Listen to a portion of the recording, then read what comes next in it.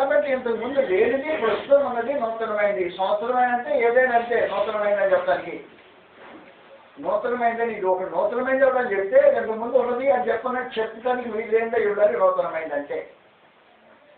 కాబట్టి ఇంతకుముందు ఉన్నదేంటి? పాపజ్ఞప్తి.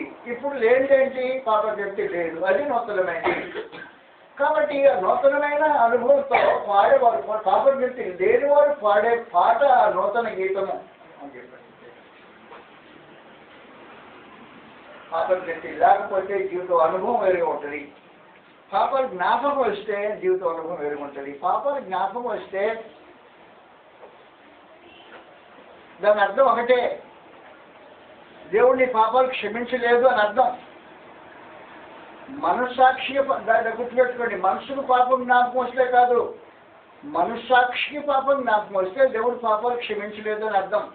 దేవుడు మనుషుడు పాపాలు క్షమించాడంటే మనస్సాక్షికి పాప జ్ఞప్తి లేకుండా పోతుంది, అది గుర్తు. పాపాలు క్షమించబడ్డాయి అనేది మనస్సాక్షి పాప జ్ఞప్తి లేకపోవడం అనేది ఒక విశేషమైన సమాచారం. మనస్సాక్షికి పాప జ్ఞప్తి లేనివాడు నూతన గీతం పడతారు. కాబట్టి సియోను పర్వతం దగ్గర విశేషమైన సమాచారం దొరుకుతుంది. నీ మనసుకు పాప జ్ఞప్తిస్తే కాదు, నీకు అనేకసార్లు నేను పలానా తప్పు చేశాను కదా అని జ్ఞాపకం రావచ్చు, దాని వలన కాదు. అది మనస్సాక్షి జ్ఞాపకం వచ్చిందంటే ఏంటంటే మనస్సాక్షి దోషారోపణ చేస్తుంటుంది. నువ్వు దోషివి పాపి అని ఎప్పుడైతే మనస్సాక్షి దోషారోపణ చేస్తుంటుందో దేవుడిని పాపాలు క్షమించలేదో నువ్వు గుర్తుపెట్టుకోవచ్చు. కాబట్టి సియోను కొండ దగ్గర మనస్సాక్షి పాప జ్ఞప్తి ఎత్తివేయబడుతుంది. ఆ మనస్సాక్షి యొక్క పాప జ్ఞప్తి లేని మనుషులు ఆనందభరితులై ఒక నూతనమైన గీతం పాడతారు. ఎందుకంటే క్రీస్తు రక్తం ప్రసాదించిన అనుభవం అది. క్రీస్తు యేసు రక్తం ప్రసాదించిన నూతన అనుభవంలో ఒక నూతనమైన గీతం పాడతారు. వారు విమోచన గానం పాడతారు. వారు చేసే విమోచన గానం మనస్సాక్షికి పాప జ్ఞప్తి లేని స్థితిని అనుభవించుతూ పాడే గీతం. అది ఇంతకుముందు ఎప్పుడు ఎవరు పాడింది కా. ఇశ్రాయేలు ఆ పాట పాడలేరు. ఎడదకుండా బళ్ళు అర్పించబడుతూనే ఉంటాయి. మనస్సాక్షి పాపం జ్ఞాపకం చేసి పంపబడుతుంటారు బళ్ళు అర్పించిన తర్వాత. కనుక క్రీస్తు ఒక రక్తం వచ్చింది. మనస్సాక్షికి కల్మషము తోచుకున్నట్టు ప్రోక్షించబడిన హృదయం కలిగిన వారు అయినారు. మనస్సాక్షి పాపం జ్ఞప్తి ఎప్పుడైతే లేదో నిజంగా వారి విమోచన అనుభవించుతూ విమోచన కామెంట్ చేసే ఆ నూతన గీతం గురించి సియోను కొండ దగ్గర మనం ఆలోచన చేశాం. కాబట్టి సియోను కొండ దగ్గర మనిషి నూతన గీతం పాడతారు. ఏం పాడతాను కాదు, అనుభవం అది. మనస్సాక్షి పాప జ్ఞప్తి లేని అనుభవంతో పాడే పాట అది. అది నూతన గీతం అన్నారు దాన్ని.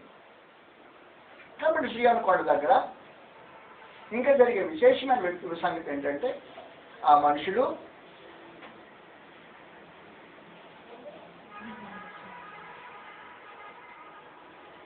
స్త్రీ సంగతి వెరుగున వారు. స్త్రీ సంగతి వెరుగున వారంటే చెప్పాను, పెళ్లి కాని వారండి కదా అర్థం కాదు.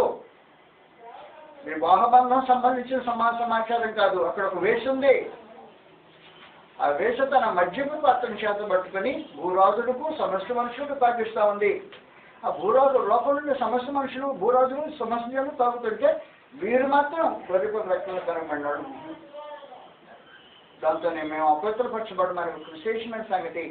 లోకంతో పొత్తు లేని, లోక సాంగత్యం లేని ఒక విశేషమైన జీవిత అనుభవం కలిగిన వారు గొర్రెపిల్ల సియోను కొండలకు వెళ్ళే విశేషమైన వ్యక్తి. ఇంకొక విశేషమైన సంగతి వాళ్ళ గురించి గ్రంథం ఏం తెలియజేసిందంటే అబద్ధం మాత్రం చేతగాని వాళ్ళు. దేవుని యొక్క స్వరూపం అది. దేవుడికి చేతగాని ఒక పని ఉంది. అబద్ధం అంటే దేవుడికి చేత కాదు. ఫిబ్రవరి 6 అధ్యాయంలో అబద్ధం అంటే దేవుడికి చేత కాదు. పసిబిడ్డకి చేత అయింది, దేవుడికి చేత కాదు. 6వ అధ్యాయం. దేవుడికి చేతగాని ఒక విశేషమైన సంగతి అబద్ధం అంటాం. అబద్ధం అంటే చేతగాని దేవుని దగ్గర, ఆయన గొర్రెపిల్ల దగ్గర ఉండే మనుషులకు అబద్ధం చేత ఆటం రాదు అని సమాచారం విశేషంగా చెప్పుకోదగింది 6వ అధ్యాయంలో. 16 నుండి 18 వరకు వచ్చిన వరకు వారికి సమాచారం రాబడింది. 17వ వచనంలో ప్రత్యేకించి సమాచారం తెలుగు ఇంగ్లీష్లో అయితే 16వ వచనంలో రాయబడింది. ఏముందంటే అబద్ధమాడ జాలని అని దేవుని గురించి రాయబడింది. అబద్ధం 17-18వ వచనం. ఈ విధముగా దేవుడు తన సంకల్పం నిశ్చలమైందని ఆ వాగ్దానములను సమానవాసులైన వారికి మరి నిశ్చయముగా కనపరచబడి ఉద్దేశించిన వాడై తాను అబద్ధమాడ జాలని చేతగాని అబద్ధం అంటే చేతగాని వాడు దేవుడు. ఈ మాత్రం చేత కదా, నాకు చేత కాదు. ఏంటి అబద్ధం అని కూడా చేత కదా, చేత కాదు. ఎందుకు చేత కాదు? నా స్వభావానికి విరుద్ధమైనది. అది స్వభావానికి విరుద్ధమైనది చేయలేని దేవుడు ఆయన. కాబట్టి 2వ తిమోతి పత్రికలో 2వ అధ్యాయం 13వ వచనంలో దేవుని స్వభావం మా గురించి మాట్లాడాడు. 2వ తిమోతి 2వ అధ్యాయం 13వ వచనం. మనము నమ్మదగని వారినైనను ఆయన నమ్మదగిన వాడుగా ఉండను. ఆయన తన స్వభావానికి విరుద్ధంగా ఏమీ చేయనేరుడు. స్వభావానికి విరుద్ధమైంది అది అబద్ధమాటం. దేవుడు స్వభావానికి విరుద్ధమైంది చేయలేడు అది. కాబట్టి దేవుడు తన స్వభావానికి విరుద్ధమైందని చేయలేడు ప్రత్యేకించి. కానీ సియోను పర్వతం దగ్గర ఉన్నవారు అబద్ధమాటాన్ని చేతగాని వాళ్ళు, అంటే దేవుని స్వభావం కలిగిన వారు ఉంటారు ఆ ప్రాంతంలో. కాబట్టి సియోను పర్వతం దగ్గర దేవుని స్వభావం కలిగిన మనుషులు ఉంటారు. అబద్ధం అంటూ సాతాను స్వభావం అని ముందుగా చెప్పాను నేను మీకు. అబద్ధం అంటూ సాతాను యొక్క స్వభావం. అబద్ధం అంటే చేతగాకపోవడం దేవుని స్వభావం. కాబట్టి సియోను పర్వతం దగ్గర ఉన్న మనుషులు ఎలాంటి వాడు ఉంటారు? అబద్ధం అంటే చేతగాని వాడు సియోను పర్వతం దగ్గర ఉంటారు. మనం అభ్యర్థియా ఆలోచించాల్సిన అవసరం ఉంటుంది. కాబట్టి మేము తీర్థంలో ఉన్నాం, దేవుడి పిల్లలు అది చెప్పుకుంటున్నాం. ఎంతవరకు మనం దేవుడి పిల్లలు నిజంగా తెలియదు. స్వభావాన్ని బట్టి దేవుడి పిల్లలమా, లేకపోతే చెప్పుకున్న వల్ల దేవుడి పిల్లలమే ఉన్నామా? కాబట్టి సియోను పర్వతం దగ్గర ఉండే మనుషులు అబద్ధం అటువంటి చేతకాని వాళ్ళు, అది దేవుడి స్వభావం కలిగిన మనుషులు సియోను పర్వతం దగ్గర ఉంటారు. ఆయన నామము, ఆయన తండ్రి నామం కృష్ణ నామం, తండ్రి నామం నొసడు కలిగిన వారు. ఆయన వాళ్ళ సంఖ్యలో కాదు, గుర్తు సింబాలిక్ లాంగ్వేజ్ 144,000 మంది. అంటే వారు క్రీస్తు రక్తం చేత కొనబడిన వారు. ఆ రక్తం చేత కొనబడిన వారు విమోచింపబడిన వారు. కాబట్టి మనసాక్షి పాప జ్ఞప్తి ఉండని వారు. అంతకుముందు మనసాక్షి పాప జ్ఞప్తి తీసివేసే అవకాశం లేదు ఏమక్కడ. కాబట్టి వీరు మాత్రమే కొత్త గీతం పాడతారు. మనసాక్షి పాప జ్ఞప్తి లేకుండా పోయిందా? అది సియోను కొండ దగ్గర ఉన్న వారి యొక్క విశేషమైన సమాచారం. కాబట్టి సియోను కొండ దగ్గర ఏం జరుగుతుంది? ఇంకా విశేషంగా ఏం జరుగుతుందంటే,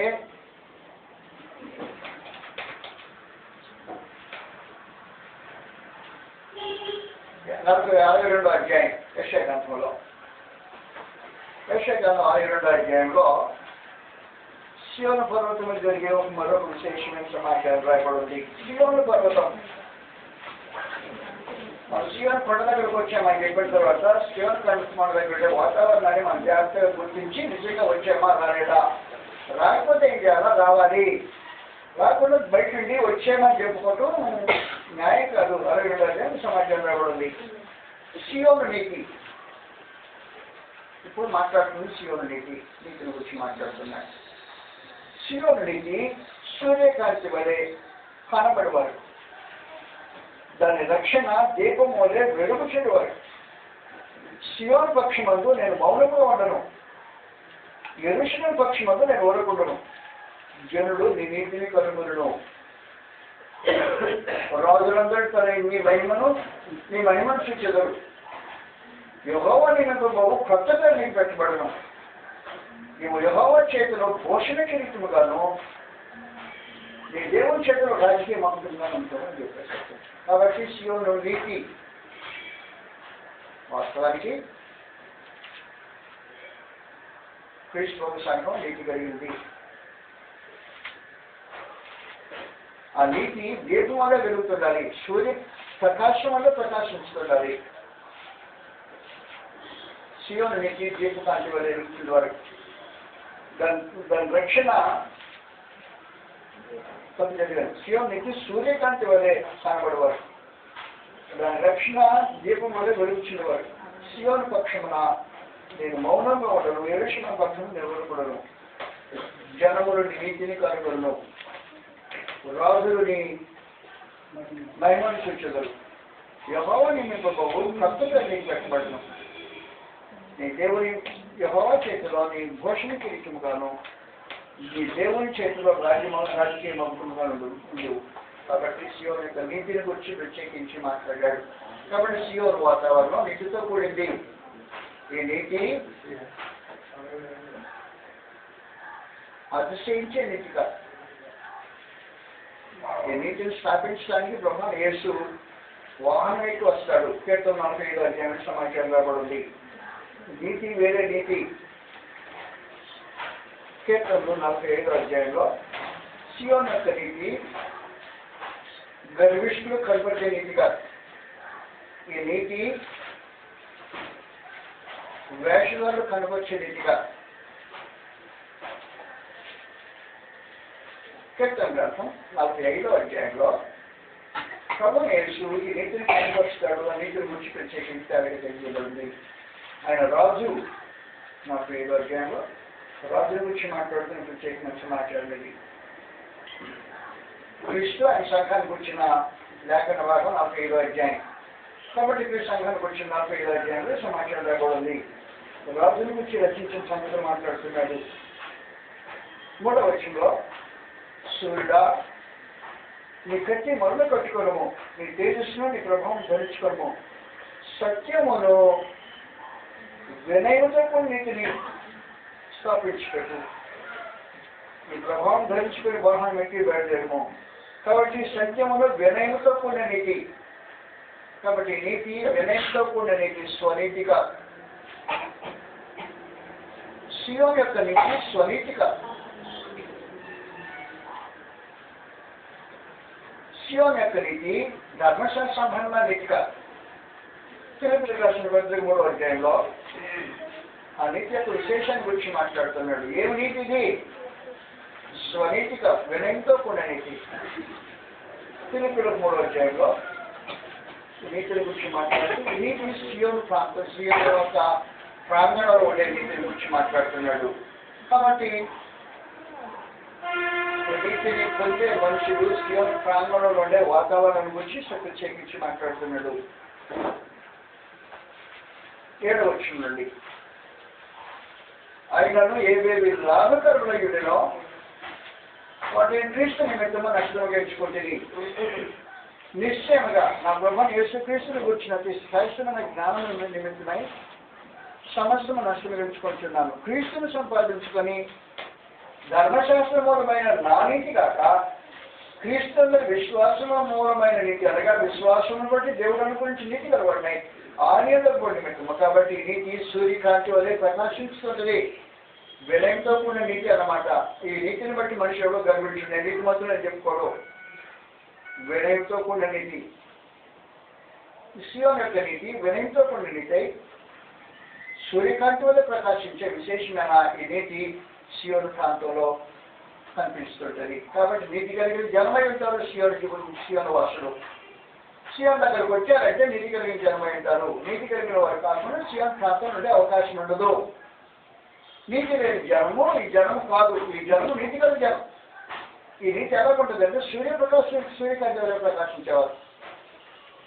అది దీపం వల్ల ప్రజ్వలించేవారు. సియోను పక్షంగా నేను ఊరుకు మౌనంగా ఉండను, నేను ఓకే ఉండను అని చెప్పేసి పరమాంటారు. కాబట్టి నీతి ప్రకాశించే నీతి, వినయంతో కూడిన నీతి, విశ్వాసంలో విడిచిపెట్టిన నీతి ప్రకాశించదు. నీతిమంతులే మనుషులు జీవించి విరాజిల్లే విశేషమైన వాతావరణం సియోను యొక్క వాతావరణం. కానీ సంగతులు దాంట్లో వదిలిపెట్టేసాను ప్రస్తుతం. కాబట్టి వాస్తవానికి ఏం జరుగుతుందంటే సియోను కొండకు మీరు వచ్చారు అంటే దేనికి వచ్చారో చెప్పేసి ప్రత్యేకించి ఏ వాతావరణానికి వచ్చారు, ఏ ప్రదేశానికి వచ్చారు, అక్కడ ఉండే వాతావరణం ఏంటి, అక్కడ ఉన్న భక్తి ఏంటి, అక్కడ విశ్వాసం ఏంటి, అక్కడ నీతి ఏంటి, అక్కడ మార్పు ఏంటి, జనం ఉండే విశేషమైన సంగతుల గురించి తెలియజేస్తారు. కాబట్టి స్పృశించి తెలుసుకోదగినట్టు మండుచున్నట్టు కొండకు కారుమేఘానికి గాఢాంధకారానికి మీరు వచ్చడం లేదు. సేనాయ పర్వతం దగ్గరికి రాలేదు. సేనాయ సంబంధమైన ధర్మశాస్త్రం దగ్గరికి రాలేదు. సేనాయ సంబంధమైన ఇస్రాయేల్ లాగా ఉంటారని మీరు రాలేదు. మరి ఏంటికి వచ్చారు? సియోను కొండ దగ్గరకు వచ్చారు, పర్వతం దగ్గరకు వచ్చారు, అనగా పర్వత పరిశీలనకు వచ్చారు. కాబట్టి దేవదూతుల దగ్గరకు వచ్చారు. కూడా పరిస్థితి అంటే వచ్చారంటే వచ్చిన వారి యొక్క వాతావరణం ఎలాగే ఉంటుందో ఉండవో సంగతి ఖచ్చితంగా నీటికి తెలియజేస్తాడు. అలాగ వస్తే మన క్రీస్తు సంఘంలో ఉన్నట్టు లెక్క, లేకపోతే లెక్క కాదు. చెప్పుకొని మోసపోవాల్సిన అవసరం లేదు. ఇశ్రాయేలు పూర్వకాలు ఏం చేసేవాడంటే యెరూషలేము దేవాలయాన్ని ఆధారం చేసుకొని తాము క్షేమంగా ఉండాలని భ్రమపడుతుండేవారు. ప్రశ్న భ్రమపడుతుండేవారు. యెరూషలేము ఉంటే వారికి క్షేమం ఉందని, యెహోవా మందిరం వారి మధ్యలో ఉంటే వారు క్షేమంగా ఉన్నారని, నిర్భయమని, భక్తి కలిగిన వారని భ్రమపడుతుండే మనుషులు ఉన్నారు. ఈ రోజున పరిస్థితులు అలాగే ఉన్నాయి.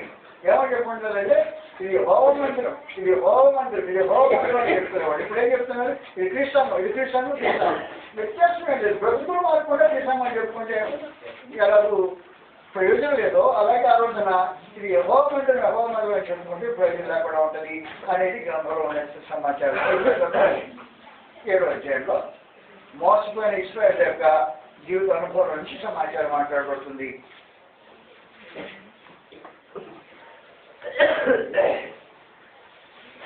ఈ టైప్ ఏం టైప్ అంటే చెట్టు పేరు చెప్పి కాయలు అనుకునే మనుషుడు. చెట్టు పేరు చెప్పి కాయలు అనుకోవటం అంటే నాకు బాగా తెలిసిన సామెతే కదా. చెట్టు పేరు మాత్రం అది కాయలే కాదు. ఆ చెట్టు పేరుని కాయలు అమ్ముడు పోవడానికి ప్రత్యేక ప్రయత్నం చేసే మనుషులు ఎలాంటి వాళ్ళు? ఆనాటి ఇశ్రాయేలు అలాంటి మనుషులే, ఈ రోజున క్రీస్తు ప్రజలు కూడా అలాంటి మనుషులే, వ్యత్యాసం లేదు. ప్రత్యేకించి చదువుతాం గ్రంథం చేసి 7వ అధ్యాయంలో 7వ అధ్యాయం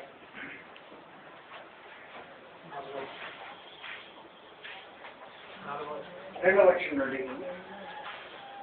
నీవు యెహోవా మందిర ద్వారంలో నిలబడి ఈ మాట అక్షనే ప్రకటించము. యెహోవాకు నమస్కారం చేయుటకై ఈ ద్వారములలో బడి ప్రవేశించు యోగా వారారా. యెహోవా మాట వినండి. సైన్యముల అధిపతి ఇశ్రాయేలు యొక్క దేవుడు యెహోవా అవసరం ఇచ్చున్నాడు. నేను ఈ స్థలమును మిమ్మల్ని నివసింపజేయనట్టు మీ మార్గములను మీ క్రియలను దిద్దుకొనండి. ఏం చేయాలి? మీ మార్గాలు క్రియలు దిద్దుబాటు కావాలి. ఈ స్థలము యెహోవా ఆలయం, ఈ స్థలం యెహోవా ఆలయం, ఈ స్థలం యెహోవా ఆలయం అని మీరు చెప్పుకొచ్చున్నారే. ఈ మోసకరమైన మాటలు మీరు ఆధారం చేసుకోవద్దు.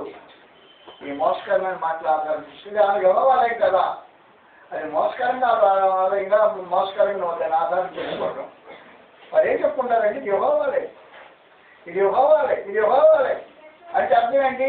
యెహోవా ఆలయం మా దగ్గర ఉంది కాబట్టి మేము క్షేమంగా ఉన్నాం, మాకు మా రక్షణ సురక్షితంగా ఉంది, మేము మంచివాళ్ళం, నీతిమంతులు అని చెప్పుకుంటున్నాం పరిస్థితి. చాలామంది ఎవరు అంటాడు ఈ వ్యర్థమైన మాటలు రా, పేరు చెప్పుకొని చెట్టు పేరు చెప్పుకొని కాయలు అనుకోవద్దు అన్నాడు ప్రత్యేకించి. అది అని చెప్పదలసిన సందేశం. ఈ రోజు కూడా మనుషులు పద్ధతిలో ఉన్నారు. చెట్టు పేరు చెప్పుకొని కాయలు అమ్ముకోవటం అనేది దేవుడు అంగీకరించే కార్యక్రమం కాదు. అందువల్ల మనం నిజంగా సియోను కొండ దగ్గరకు వచ్చామా? సియోను కొండ సంబంధమైన వాతావరణం మన జీవిత అనుభవం ఉందా? ఆ సంబంధించిన ప్రజల మీద యాకోబు దేవుని వద్ద యెహోవా మేము వచ్చామా? ఆయన మార్గం నుంచి మేము భోజనం పడిన తర్వాత నిలుచుకునేటట్టుగా ఉన్నామా? ఈ సంగతి మనుషులు తీవ్రంగా ఆలోచించాల్సిన అవసరం ఎంతైనా ఉంది. కాబట్టి సియోను అనే ఈ విశేషమైన ఈ స్థలాన్ని క్రీస్తు ప్రభు దావీదు సంతతి వారి సింహాసనం అంటే స్థలం అది. దావీదు సంతతి వారి సింహాసనం ఏ స్థలంలో ఉంటుందో, దేవుని ప్రజలను ఏలుబడి చేసే సింహాసనము దావీదు సింహాసనమైన క్రీస్తు సింహాసనం ఎక్కడ ఉంటుందో అది సియోను. విశేషమైన సంగతి. కాబట్టి సియోను అంటే క్రీస్తు సింహాసనం అంటే స్థలము సియోను. ఆయన ఏలుబడి కింద ఉన్న జనము సియోను సంబంధికులు. కీర్తనలు 132 మరోసారి చూస్తాం. కీర్తన 132. కాబట్టి 132లో సియోను అని బలవం దేవుడు పెట్టిన ఈ విశేషమైన పేరు గురించి ఆయన గ్రంథం ఇలా తెలియజేస్తున్నాడు. 32 12వ వచనం నుండి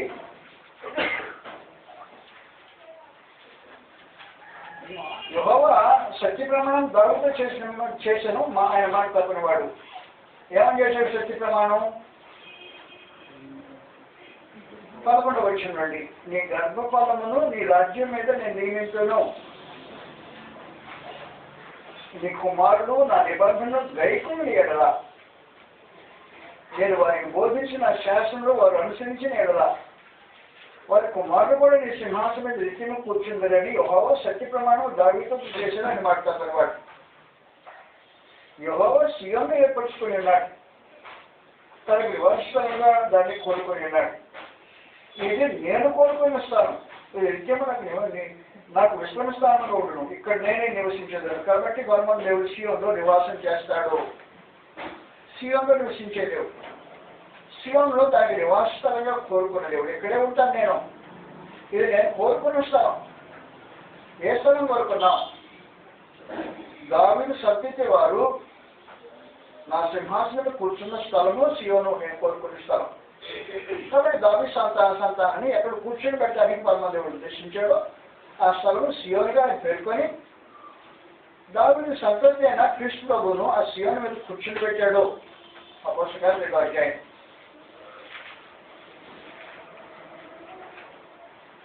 కాబట్టి దేవుడు కోరుకున్న స్థలం సీయోను అంటే ఆ నివాసయోగ్యంగా కోరుకున్న విశేషమైన సంగతి.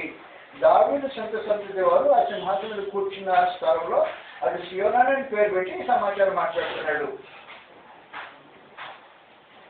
2వ అధ్యాయం 29వ వచనం నుండి. అపోస్తలుల కార్యాలు 2వ అధ్యాయం 29వ వచనం నుండి. సహోదరులారా, మూల పురుషులకు దావీదును గురించి నేను మీతో ధారాళంగా మాట్లాడవచ్చు. అతడు చనిపోయి సమాధి చేయబడిన అతని సమాధి నేటి వరకు మనం పట్టినది.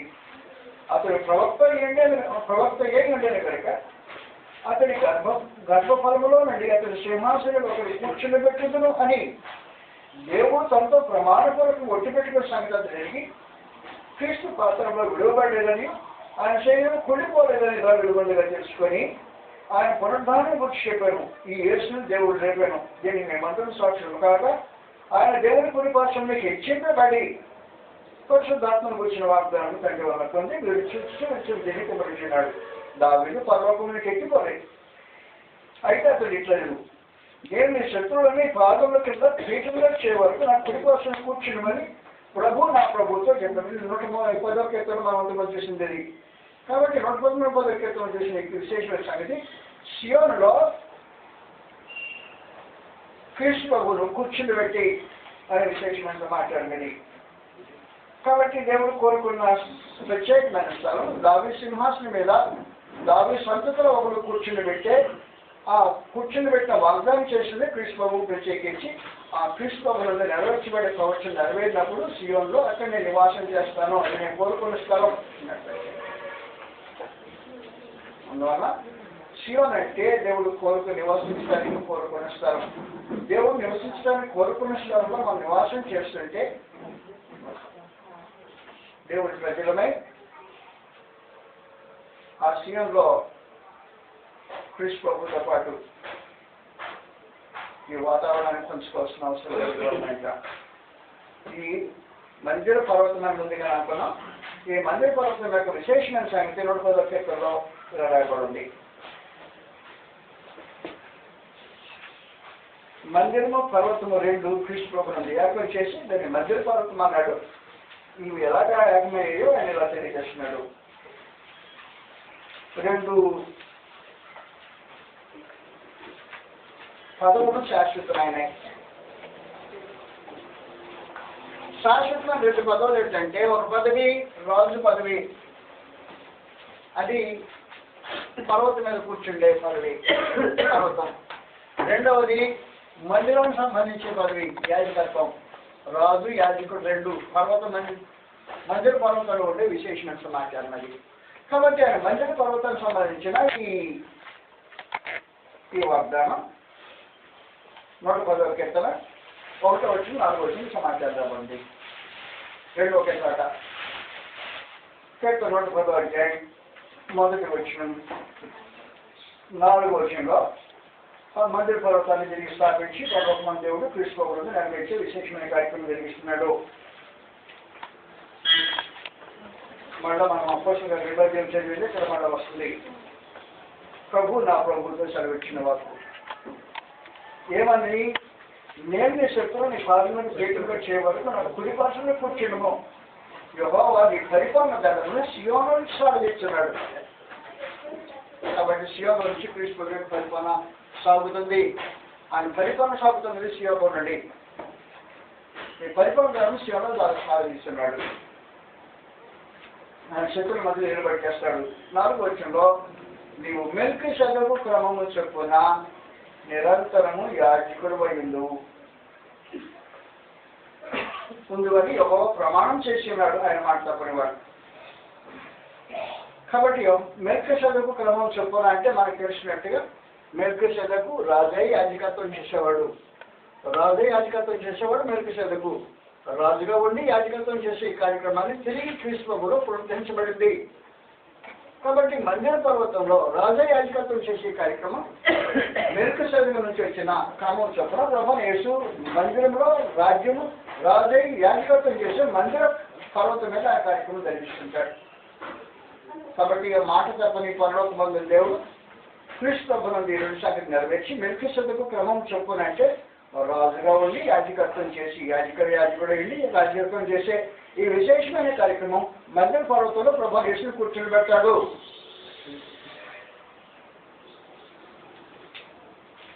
హెబ్రీయులకు 10వ అధ్యాయం.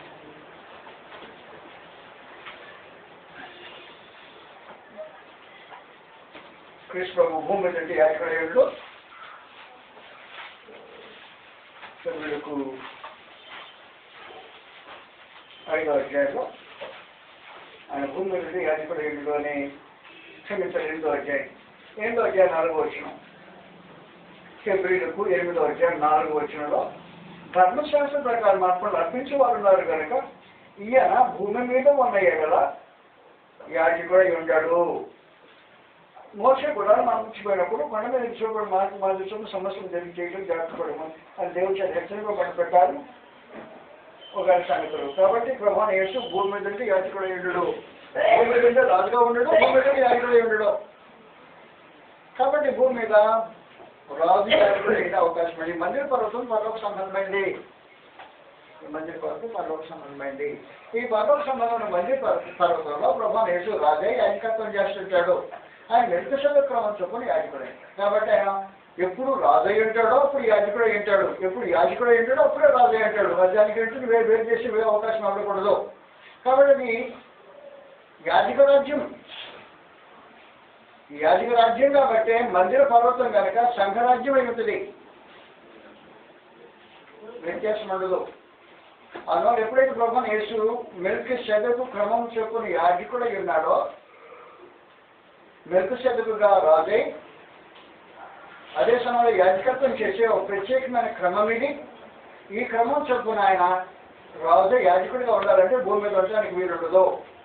ఆయన భూమి మీద ఉన్న రాజు యాజకుడే ఉంటుంది కనుక యాజకుడు అయినప్పుడే రాజు అయినారు కనుక భూమి మీద మీకు జరిగే కార్యక్రమాలు కాదు. కాబట్టి ప్రభువైన యేసు దేవుడు కుడిపార్శ్వం హెచ్చించబడి అంటే హెచ్చింపబడిన రోజున రాజుగా కూర్చుని పెట్టబడి యాజకత్వానికి ప్రతిష్ఠించబడ్డాడు.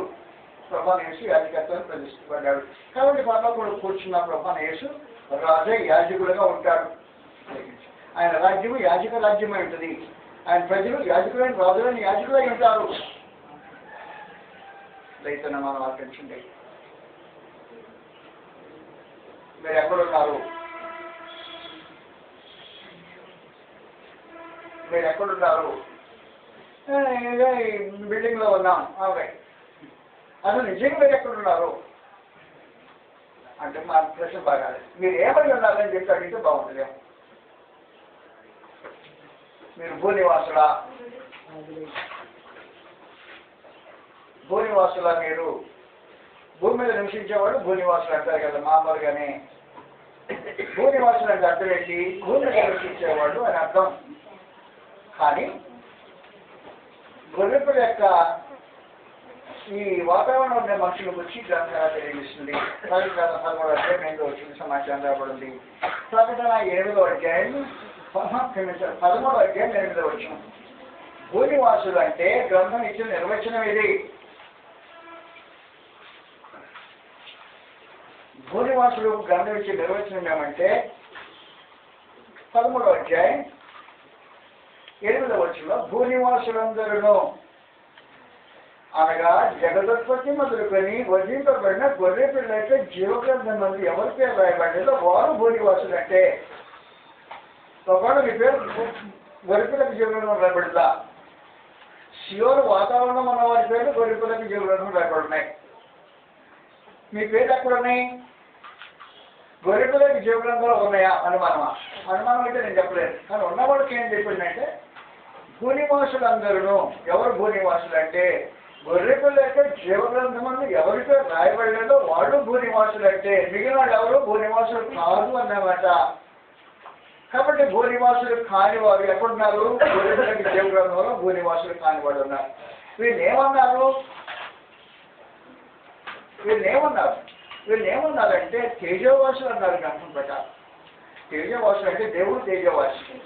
సమీపింపడానికి తెలుసు, ఆయన మాత్రమే వశించగలరు కాబట్టి దేవుడు తేజోవాసి చెప్పాడు. మీరెవరు ఏమైనారు?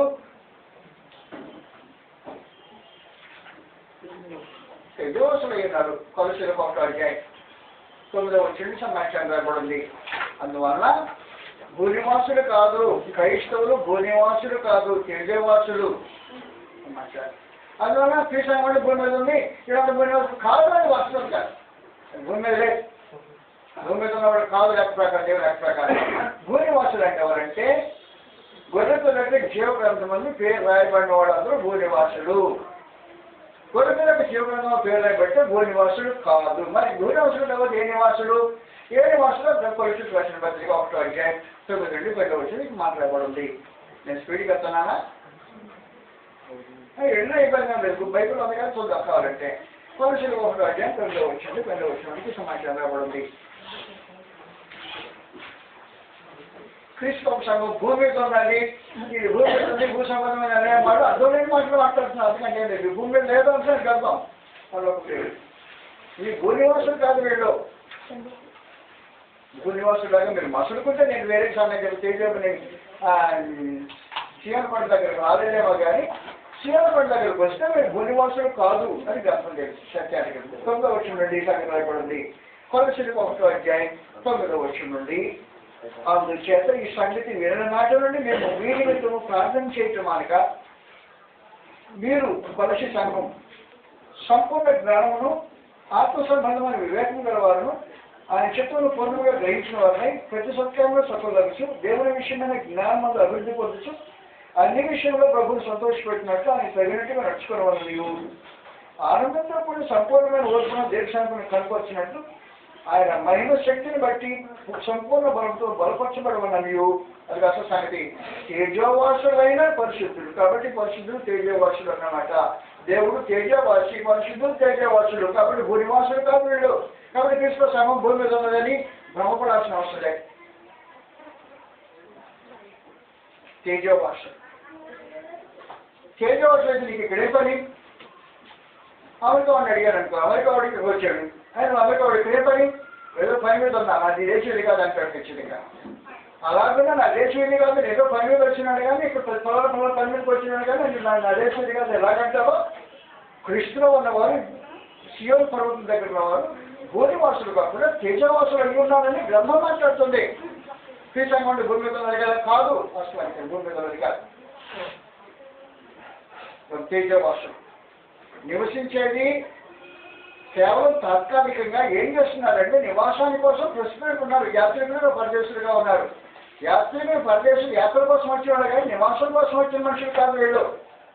కాబట్టి సియోను దగ్గరకు వచ్చేవాడు వాతావరణం ఎలా మారిపోతుందంటే మనుషులు యాత్ర కోసం వచ్చిన వారు గాను భూ సంబంధాలు కాని వారుగా జీవించి ఒక విశేషమైన ప్రక్రియ ఉంది. ఇందులో మరి భూనివాసులు లెక్కించబడరు. భూమి మీద ఉన్నంతకాలం భూనివాసులు కారణవాడు.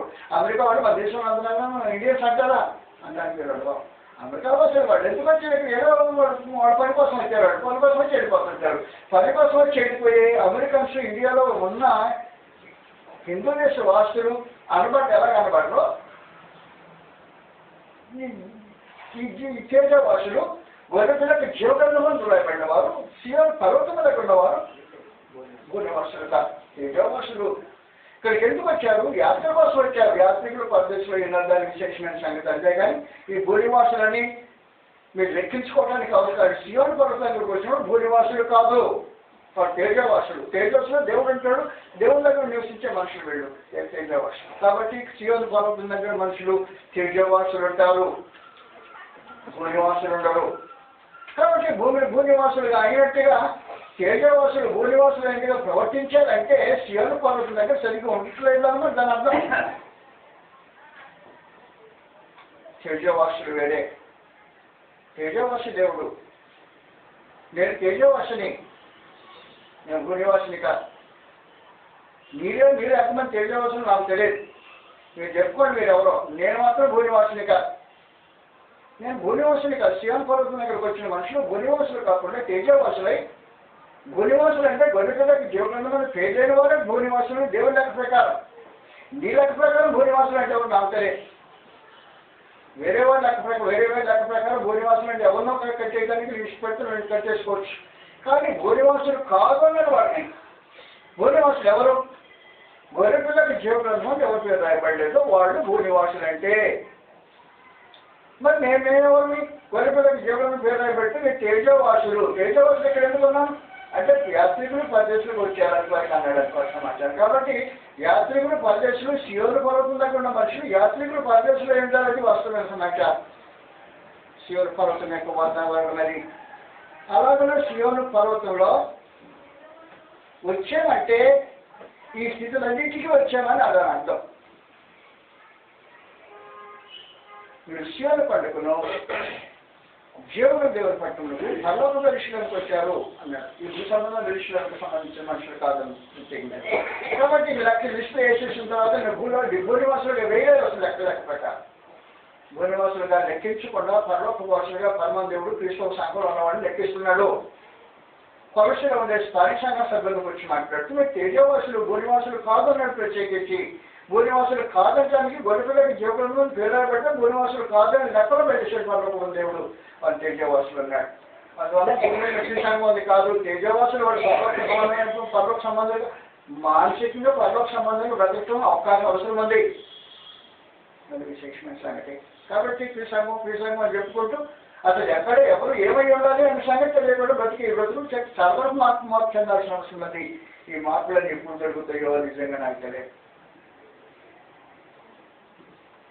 పరలోక దేవుడు నేను గూర్చి ఇలాంటి సంగతులు రాయించిపెట్టాడు. కనుదేవుడు తన మనసులో హృదయాన్ని వ్యక్తిని చూపించాడు. నేను నిన్ను గురించి నా ఉద్దేశం ఇదిరా, ఇది నా ఉద్దేశం.